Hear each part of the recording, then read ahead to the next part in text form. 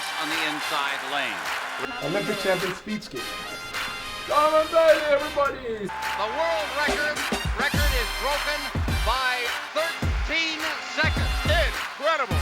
What a great race. In 1994, it's the year of King Koss. If I were a winter athlete, I think that I'd want to be a speed skater. And I'd probably be a sprinter. I bet you'd be a sprinter.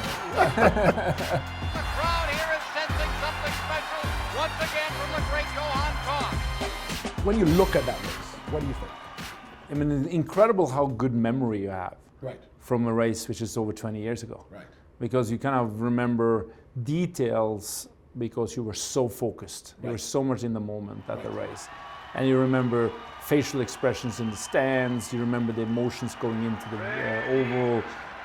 People don't really understand, if they've never actually been in that arena, how things just slow right down to stop. You see everything. Then I look at the 3 last laps and I was like, why did I do that? Like, I could have done that better. My father, his very first competition that he watched was in Atlanta. And it wasn't just in Atlanta, it was in Atlanta and the finals. But was he supportive? Extremely. My parents were both very encouraging for me to do sport, Right. but they never got in the way.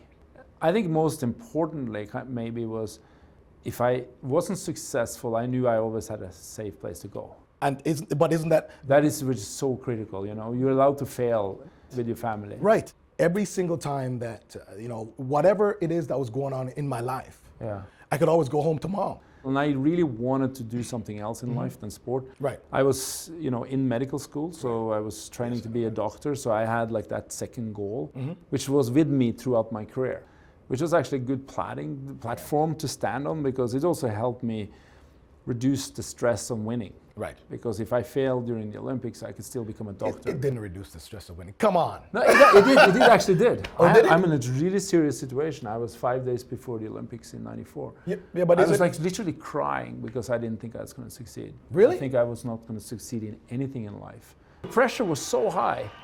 It was so intense. But then I had a conversation with a psychologist, a sports psychologist, which we were working with. And she said, you know what, well, let's quit. So I get the opportunity to quit. 5 days before the Olympics.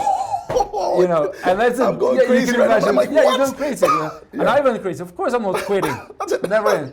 So I make a choice that I want to participate, Right. which is really important. Oh, you have to, right. Yeah, because if you feel that you are a part of you're trapped in it, Right. you won't succeed. No, as you know. but if you own it. If you own it, so I owned it. Yeah. And the second thing she said, if you fail, how do you think you're going to be failing as a doctor? Do you think does it have an impact? That's serious. That's good.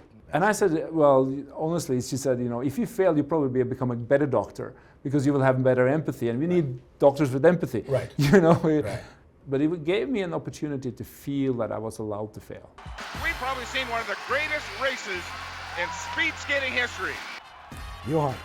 And that was great to see you again. Awesome seeing Thank you, you man. good luck with your program and everything. Great chatting with you, and we're going to do some things.